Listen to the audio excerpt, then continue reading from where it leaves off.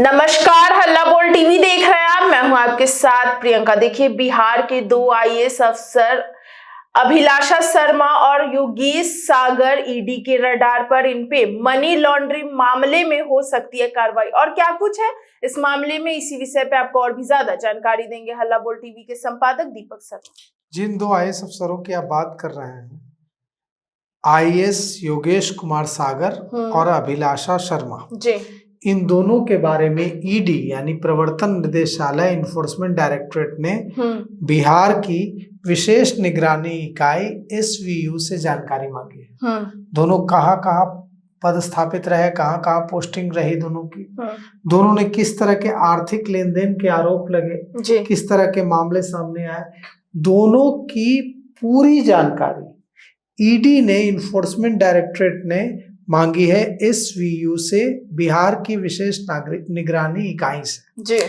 और इससे साफ है कि ये जो दोनों ही अधिकारी हैं, आईएएस योगेश कुमार सागर और आईएएस अभिलाषा शर्मा, ये दोनों ही ईडी की रडार पर है जी। और ईडी इन दोनों की जांच, प्रवर्तन निदेशालय इन दोनों की जांच मनी लॉन्ड्रिंग के मामले में कर रहा है जी। मतलब दोनों पर करप्शन का आरोप है, भ्रष्टाचार के गंभीर आरोप।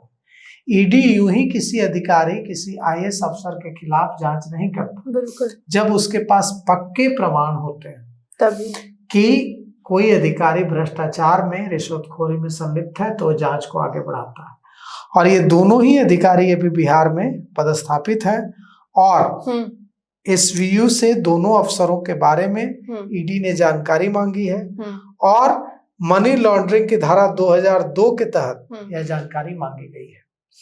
मनी लॉन्ड्रिंग की जांच का दायरा क्या होगा, इस बारे में अभी तक स्थिति स्पष्ट नहीं है। इन पर क्या आरोप है, इन्होंने कहां रिश्वत में हिस्सेदारी की, किस तरह के भ्रष्टाचार के आरोप है, इसे लेकर भी स्थिति अभी तक स्पष्ट नहीं है जी। लेकिन ये दोनों ही आईएएस अधिकारी चर्चित आईएएस अधिकारी रहे हैं और बड़े पदों पर रहे हैं, डीएम भी रहे हैं और दूसरे महत्वपूर्ण पदों पर भी रहे हैं जी। ईडी ने 19 नवंबर को पत्र जारी किया एसवीयू को जी, स्पेशल विजिलेंस यूनिट को, और पत्र जारी कर योगेश कुमार सागर और अभिलाषा शर्मा के बारे में जानकारी मांगी है। अब हम आपको बता दें कि योगेश कुमार सागर कौन है और कहाँ रहे हैं जी। ईडी ने जिस योगेश कुमार सागर के बारे में जानकारी मांगी है, वे 2017 बैच के बिहार कैडर के आईएएस अधिकारी हैं। ये अररिया के फारबिसगंज में एसडीओ रहे हैं, वहां से इन्होंने शुरुआत की अपने करियर की, अररिया के फारबिसगंज में एसडीओ से, और भागलपुर में नगर निगम के कमिश्नर रहे हैं जी। 7 मार्च 2024 से 17 फरवरी 2025 तक योगेश कुमार सागर बुडको के एमडी रहे और बुडको से ट्रांसफर होने के बाद योगेश कुमार सागर अभी समाज कल्याण विभाग के निदेशक निशक्तता के पद पर हैं जी। अब आते हैं अभिलाषा कुमारी शर्मा पर जी। अभिलाषा कुमारी शर्मा के बारे में भी ईडी ने जानकारी मांगी है। ये 2014 बैच की ऑफिसर हैं, ये भी बिहार कैडर की हैं और इन्होंने अपने करियर की शुरुआत गृह मंत्रालय नई दिल्ली से की थी। बिहार सरकार में कई महत्वपूर्ण पदों पर रही हैं, सीतामढ़ी में डीएम भी रही हैं और वित्त विभाग में संयुक्त सचिव भी रही हैं। अभी वर्तमान में अभिलाषा शर्मा ग्रामीण विकास विभाग में अतिरिक्त सीईओ और डिप्टी सेक्रेटरी के पद पर कार्यरत है।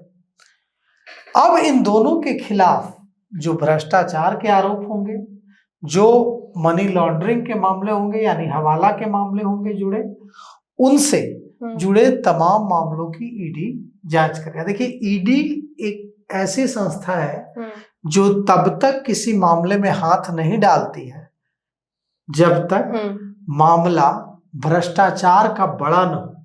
जब तक बड़ा मामला नहीं होता है तब तक ईडी हाथ नहीं डालती।